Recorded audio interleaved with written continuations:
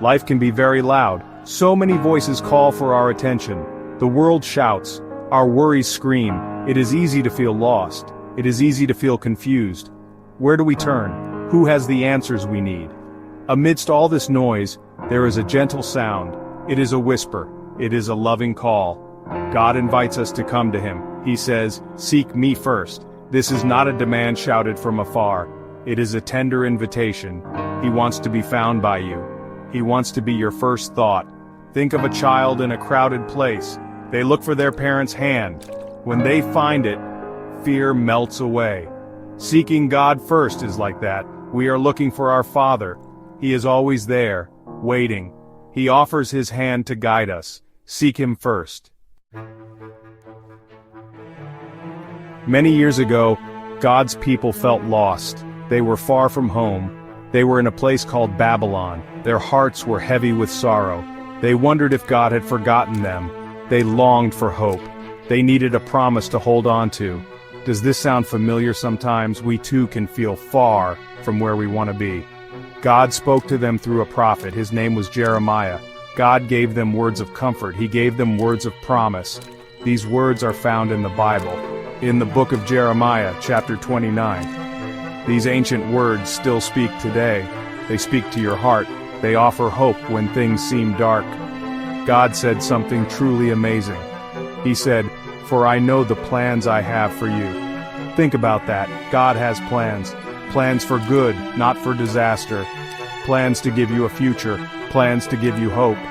This was his message then. This is his message for you now. He has not forgotten you.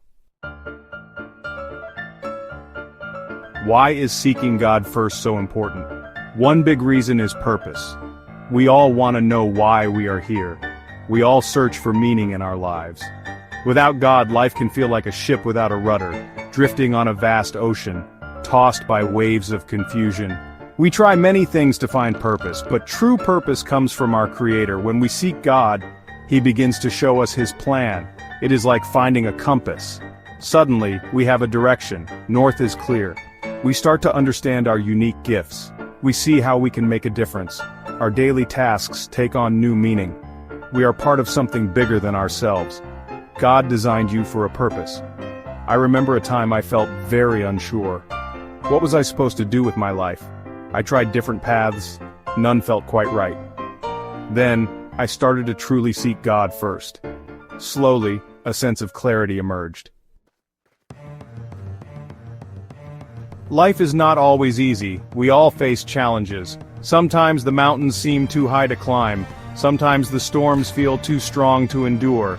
We try to be strong on our own. We try to power through, but our own strength runs out. We become tired. We become weary. We need a strength greater than our own. This is another reason to seek God first. He offers us his strength. The Bible says he is our rock. He is our fortress. When we lean on him, we find support. We find a power that never fails. It is not about us being strong. It is about him being strong in us. His strength is made perfect in our weakness. Think of a small plant in a storm. If it stands alone, it might break. But if it grows beside a mighty oak tree, it finds shelter. It finds protection. God is that mighty oak for us. When we seek him, we anchor ourselves to his unshakable power. He doesn't always take the problems away, but he gives us the strength to face them. This is the strength God gives. Seek him and find it. Our world can be a very anxious place. Worry whispers in our ears. Stress builds up in our shoulders. We look for peace in many places. We try to find it in success. We try to find it in possessions. We try to find it in relationships. These things can bring temporary comfort, but they don't offer lasting peace. God offers a different kind of peace, a peace that goes deep into our souls. The Bible calls it peace that surpasses all understanding. This means it is a peace that doesn't always make sense to the world. It is a peace we can have, even when things around us are chaotic, even when problems are not solved. This peace comes from seeking him first. When we bring our worries to God, something happens. We lay them at his feet. We trust him with our concerns. He doesn't promise a life free from trouble, but he promises his presence in the trouble. And his presence brings peace. It is like an anchor for our soul, holding us steady in the stormiest seas. The problems might still be there, but they don't have the same power over me. So, how do we seek God first in a practical way? It might sound like a big task, but it is actually made up of simple steps, small actions taken consistently.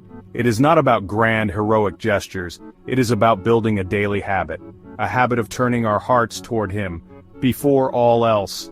One simple way is to start your day with prayer.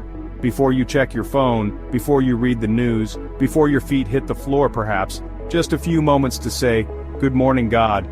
Guide me today." You can talk to Him like a friend, share your hopes, share your fears, ask for His wisdom and strength. Another way is to spend a little time in His Word. The Bible is God's letter to us. It is full of wisdom and encouragement. Even reading a few verses can make a difference. Ask God to speak to you through what you read. Let His words sink into your heart. Let them shape your thoughts and your day. Seeking God is a journey, not a race. As we have seen, seeking God first changes everything. It brings purpose to our days. It gives strength for our challenges. It fills our hearts with a peace the world cannot give. It is the most important decision we can make each day, to turn to Him, to put Him at the center. This is where true life is found. Remember the promise from Jeremiah, "You will seek me and find me when you seek me with all your heart." This promise is still true. God is not hiding. He wants to be found by you. He is waiting with open arms. He is always near. He is always here. His love for you is unfailing. It never runs out. Building a relationship with God is the greatest adventure.